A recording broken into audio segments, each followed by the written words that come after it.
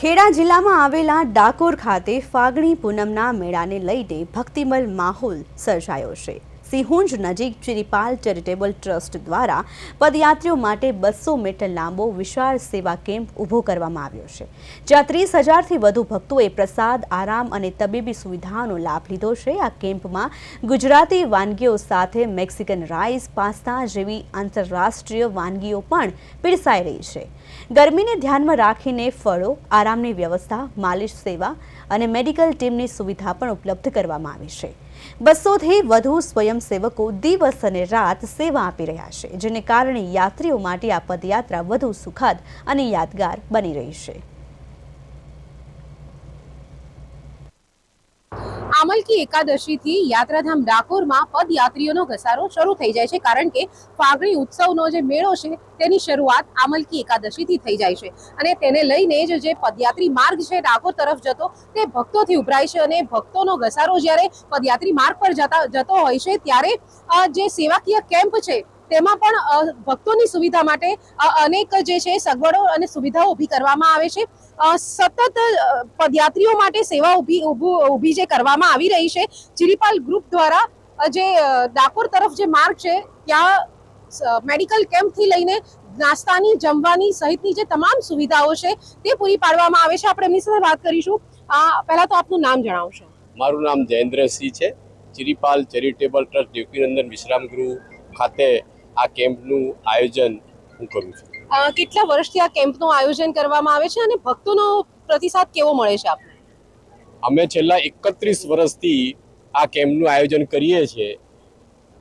ડાકોર જતા પગયાત્રીઓને ખબર જ છે કે જે સારી સુવિધા, સારું ભોજન, સ્વાદ અને સ્વાસ્થ્ય સારું રાખવું હોય તો જમવાનું તો ચિરીપાલના કેમ્પમાં જ। અમે દર વર્ષે કંઈક ને કંઈક બધા ભક્તોને કંઈક ભાવે એવું ભોજનની વિશેષ વ્યવસ્થા કરતા હોઈએ છીએ। કયા પ્રકારનું ભોજન છે? સવારનો નાસ્તો હશે, બપોરનું જમવાનું હશે, સાંજનો નાસ્તો, રાતનું જમવાનું, કેવી રીતનું હોય છે બધું? સવારે અમે ચા ગાંઠિયા, વહેલી સવારે 4 થી 5 વાગે ચા ગાંઠિયાનું આયોજન કરીએ। તે પછી બટાકા પૌવા, ઉપમાની વ્યવસ્થા છે। તે પછી ચિલ્લા ગોટાની વ્યવસ્થા કરીએ છીએ અને 11 વાગ્યાથી લઈને છેક રાત્રના 11 વાગ્યા સુધી આખું ભોજનનું વ્યવસ્થા છે, જેમાં દાળ, ભાત, પૂરી, શાક, મોહનથાળ, ફૂલવડી, ગાંઠિયા તથા ફ્રૂટ, ભજન કીર્તન, મેડિકલ કેમ્પ અને સુવાની પણ વ્યવસ્થા અમે કરેલ છે। ચોક્કસથી અનેક સુવિધાઓ કરવામાં આવે છે। આપણી સાથે અન્ય જે આ કેમ્પમાં જોડાયા છે આપણે એમની સાથે વાત કરીશું। આપનું નામ ને પરિચય કરો। મારું નામ તુષાર ભટ્ટ છે। કેવી રીતનું આખું આયોજન હોય છે ને તમે કઈ રીતની સેવા અહીંયા આપો છો આ કેમ્પમાં? આયોજન તો તમામ પ્રકારનું હોય છે। 24 કલાકમાં સવારે ચા નાસ્તાથી લઈને રાત્રે સુવા સુધીનું આયોજન હોય છે। એમાં ભક્તોને સવારે ચા નાસ્તાની સાથે જમવાનું પણ મળે અને બપોરે તો ફૂલ જમવાનું હોય છે, પ્લસ ફળ, ફ્રૂટ અને પકોડી બધું જ અમે રાખીએ છીએ। સાંસ્કૃતિક કાર્યક્રમ રાખીએ છીએ લોકોના થાક ઉતારવા માટે, કે જે 2 કલાક અહીંયા આરામ કરીને, ભજન કીર્તન કરીને આરામ કરે અને રાત્રે સુવાની પણ વ્યવસ્થા છે। ચોક્કસથી આ કેમ્પમાં રાત્રિ રોકાણની એટલે કે સુવાની પણ વ્યવસ્થા કરવામાં આવે છે। અહીંયા અનેક સેવાભાવી લોકો છે તે પણ આ કેમ્પમાં આ જે દર્શનાર્થીઓ, અહીંયા પદયાત્રીઓ જે જતા હોય છે તેમની સેવા માટે પણ સ્વેચ્છાએ જોડાતા હોય છે। આપણે એમની સાથે વાત કરીશું। આપનું નામ શું છે અને આપ કેટલા વર્ષથી અહીંયા સેવા આપો છો? મારું નામ રાકેશ કુમાર વૈષ્ણવ છે।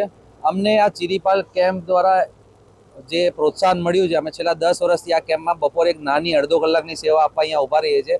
અમે અમારી આઈસરનું કેમ્પ ચલાવીએ છીએ। દરેક જ્યાં વચ્ચે ગેપ પડે ત્યાં અમે કોલ્ડ ડ્રિંકની, પાણીની વ્યવસ્થા કરીએ છીએ જ્યાં ગેપ પડે। અમે આ કેમ્પને જોઈને અમને એટલો બધો ઉત્સાહ થાય છે કે આ જેટલી વ્યવસ્થા છે એની અમે જો 10% બી વ્યવસ્થા કરી શકીએ તો એ અમારા માટે બહુ મહત્વની વાત છે। અમે આ કેમ્પમાં છેલ્લા 10 વર્ષથી બપોરે અડધો કલાકની સેવા આપવા માટે આવીએ છીએ ખાલી, પણ એ સેવા આપીને અમારું દિલ છે એકદમ ગદગદ થઈ જાય છે કે આજે તમે આ પદયાત્રી માર્ગ પર જે સેવા આપી રહ્યા છો, ભક્તોનો કેવો પ્રતિસાદ હોય છે? દર વર્ષે અને આ વર્ષે કેવું લાગ્યું આપને? ભક્તોનો પ્રતિસાદ બહુ જ સારો છે। આપણે એવું કહીએ કે આપણે ભગવાનને 56 ભોગ ધરાવીએ છીએ, પણ અત્યારે ભગવાનની એવા આશીર્વાદ છે કે આજે અમદાવાદથી લઈને ડાકોરના વચ્ચે 56,000 પ્રકારના ભોગ એમના ભક્તો માટે અહીંયા પીરસવા માટે લોકો તૈયાર બેઠા છે। આપણે ઘણા વર્ષો પહેલા એવું હતું કે 90 કિલોમીટરની રેન્જમાં 9 કેમ્પ ચાલતા હતા। અત્યારે 9,000થી પણ વધારે કેમ્પ અત્યારે ડાકોરના માર્ગ સુધીમાં લાગેલા છે.